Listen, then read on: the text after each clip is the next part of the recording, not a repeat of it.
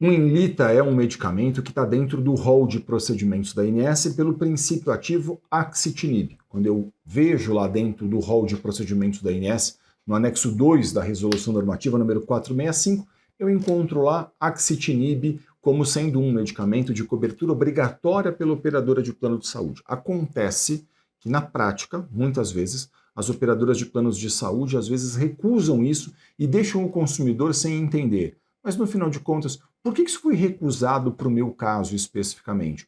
Qual é a regra em que a ANS entende que um medicamento deve, como o axitinib, o Inlita, deve ou não ter cobertura? Eu vou explicar isso para vocês. Eu sou Elton Fernandes, eu sou advogado especialista em plano de saúde, professor de pós-graduação em importantes instituições da área e autor de livro jurídico. Hoje eu vou tentar desmistificar um pouco para vocês sobre as regras do setor dos planos de saúde.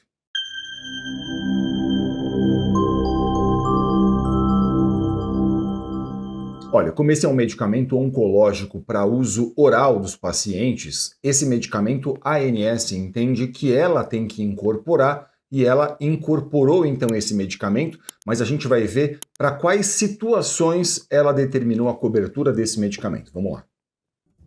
A ANS estabeleceu a cobertura do axitinib exclusivamente para o câncer de rim, para o câncer renal e estabeleceu a seguinte condição. Esse medicamento tem cobertura obrigatória em combinação com pembrolizumab para o tratamento de primeira linha em pacientes com carcinoma de células renais avançado ou metastático, com risco prognóstico IMDC intermediário ou desfavorável. Olha, essa então é a regra da ANS, a Agência Nacional de Saúde Suplementar. Essa regra está definida dentro do que a gente chama de Resolução Normativa número 465 de 2021. O que faz a ANS? Ela incorporou esse medicamento, como a gente viu, para essas específicas situações, de forma que, se o caso está em acordo com essas situações especificamente, a operadora de plano de saúde, segundo o entendimento da ANS, está obrigada a fazer a autorização. Qual que é o prazo para que a operadora de saúde faça a autorização disso? O prazo é de 10 dias. 10 dias úteis é o prazo que a operadora de saúde deve levar para fazer com que esse medicamento chegue até a casa do paciente, chegue até a casa daquela pessoa que vai fazer a utilização. De forma que, se o caso está em acordo com esta regra da ANS especificamente, se a operadora de saúde recusar, o que seria adequado e ideal seria você fazer uma reclamação dentro da própria ANS. Por quê? Porque a ANS fiscaliza as regras que ela editou. E aí, claro, se está em acordo com a regra dela, ela vai ter que fazer a fiscalização disso. Isso pode levar tempo, claro, mas você tem esse direito, essa prerrogativa de fazer isso. Se seu caso não está em acordo com a regra da ANS, aí provavelmente não me parece que a ANS vai tomar algum partido disso ou vai botar a mão nesse tipo de questão. Claro, você tem toda a possibilidade ainda de fazer a reclamação, mas aqui é importante dizer, numa situação como essa, o que eu considero mesmo adequado é que você converse com um advogado especialista em plano de saúde. E por que eu acho importante que você faça isso? Porque, veja, a lei dos planos de saúde atualmente, a lei 9656 de 98, ela diz que mesmo que um tratamento prescrito ao paciente não esteja em acordo com a regra da ANS, com esse rol de procedimentos da ANS, o tratamento deve ser autorizado se ele estiver em acordo com a ciência. Então veja o que acontece muitas vezes. O médico participa de congressos, ele lê publicações científicas, ele pode olhar, por exemplo, para o que outras agências de renome internacional, como a FDA, a Europa, por exemplo, fazem ali a indicação de estudos que corroboram a indicação técnica dele. Olha, esse medicamento serve para os casos tais. E aí, claro, esse profissional preocupado com o paciente, ele quer fazer uma prescrição que está em acordo com a ciência, mas que não está em acordo com a regra da ANS que a gente viu anteriormente. E aí, o plano de saúde recusa o fornecimento disso, porque as operadoras de planos de saúde ainda entendem majoritariamente que elas só devem custear aquilo que está dentro dessa regra da ANS que a gente leu. Então existe um descompasso entre o rol da ANS muitas vezes e a ciência.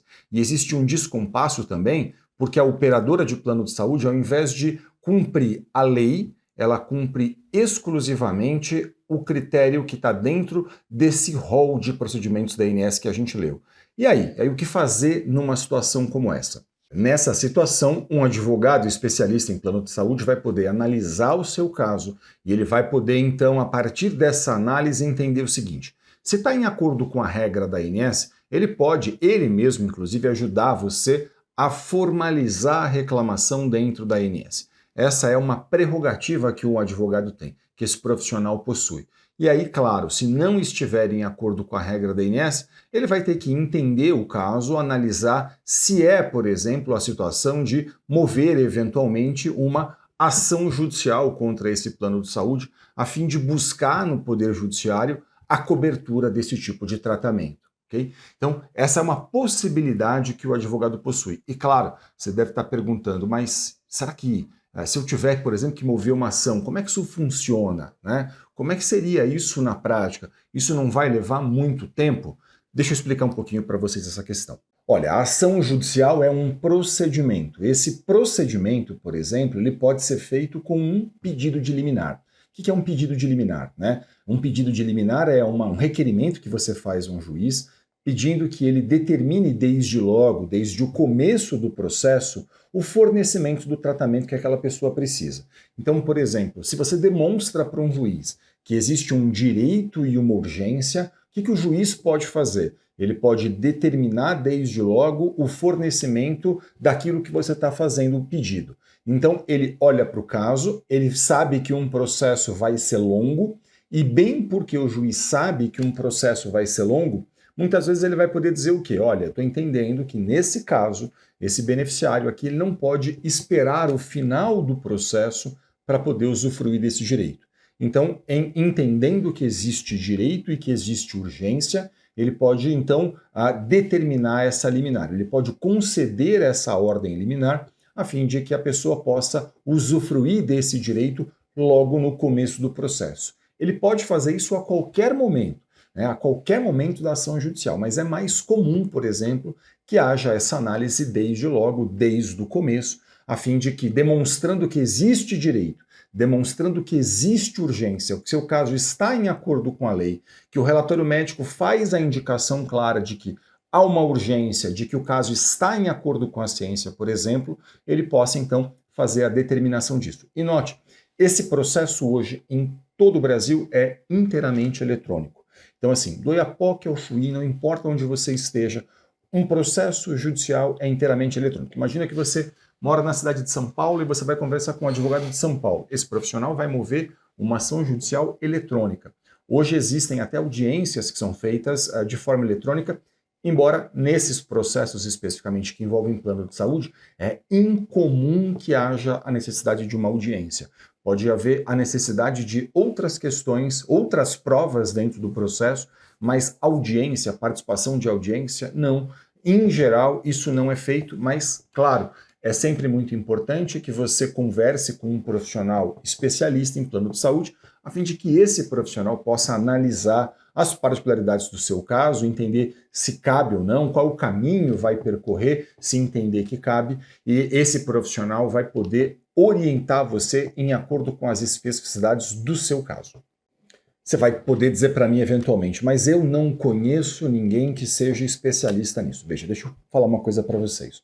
Hoje, essa consulta com o seu advogado pode ser feita até de forma online. E eu tenho muito orgulho de dizer para vocês que em todo o Brasil, nas pós-graduações em que eu leciono, a gente forma profissionais cada vez mais capacitados, especialistas nisso, capazes de olhar profissionalmente para uma questão como essa, capazes de fazer uma análise cuidadosa de um caso, a fim de poder entender quais são as possibilidades que a gente tem, quais são os caminhos que vão ser percorridos. Então, se você não conhece um profissional aí da sua cidade, por exemplo, você pode buscar isso pela internet, fazer isso online com um profissional, não tem problema nenhum, até porque, como eu mencionei para vocês, um processo que eventualmente tenha que ser movido um processo, essa ação será eletrônica, tudo correrá eletronicamente. Então, não importa se você está numa cidade e seu advogado está na outra cidade, se você está num estado e seu advogado está muito distante de você, porque tudo isso pode ser feito hoje de forma online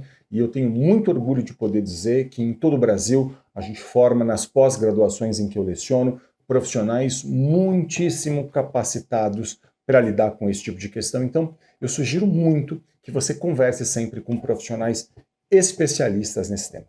Eu espero que esse vídeo tenha sido útil a você. Muito obrigado pela sua audiência. Se ficou qualquer dúvida, deixe um comentário aqui no canal. Para a gente é sempre um grande prazer poder ajudar, interagir, tirar dúvidas. E, claro, não deixe de acompanhar a gente nas redes sociais. Muito sucesso para você e saúde. Até o próximo vídeo.